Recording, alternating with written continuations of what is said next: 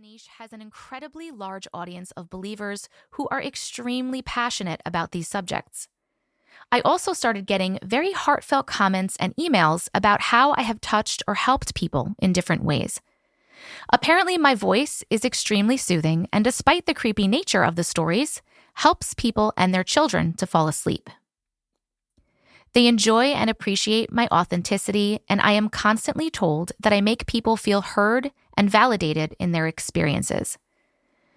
I have had countless people say they have never shared their stories with anyone for fear of judgment and rejection.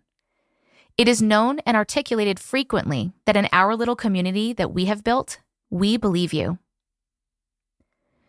Reading these stories has not only made so many feel validated, but has also opened many eyes and minds in the collective, helping people to awaken and realize that we are not just this one human existence.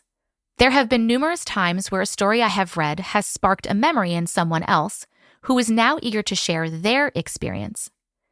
I strongly feel I am helping people to awaken, learn, grow, heal, feel accepted and seen, and become confident in themselves and the truth of their experiences, which is part of what I feel I am put on this earth to do.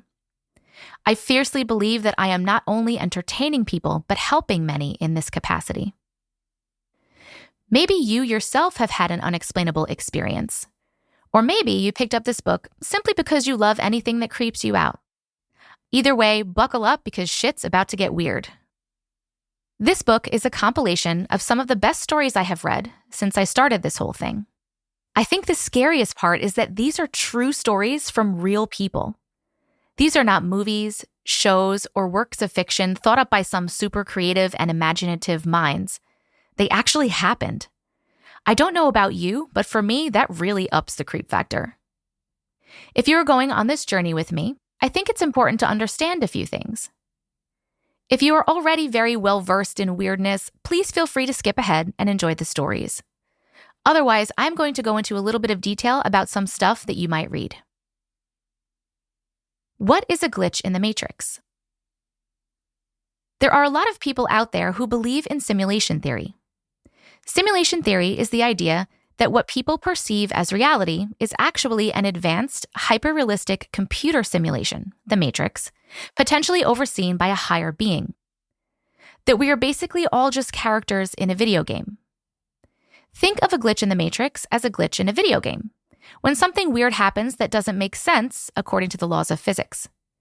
In a video game, you might see a character glitching out, walk through a wall, skip from one location to another in an instant, stuck in some kind of loop, etc.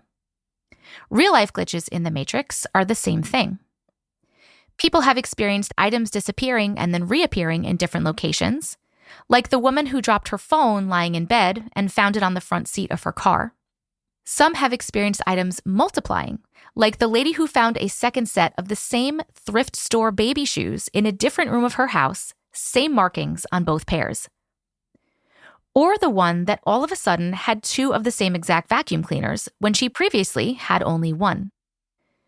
Many have experienced time losses or time jumps, both forward and backward, that they cannot explain.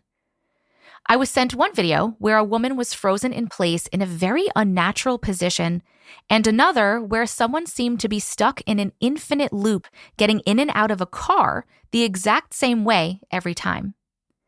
And then there are the multiple videos of planes literally frozen in the air, which is something I have actually seen myself.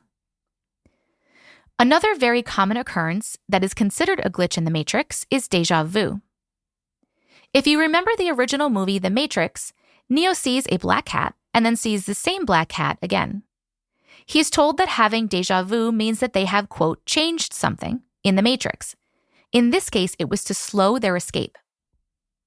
While we humans in real life experiencing déjà vu may not mean the same thing, you have to admit that it does feel like you may have skipped back in time just a few seconds and are going through that moment again. The Matrix itself is interpreted differently by different people. There are those who believe it is governed by some higher power. There are those who claim it is just like the movie in which we have been enslaved by machines. And there are those who think that every person is living in their own Matrix, which they are creating and projecting with their own thoughts.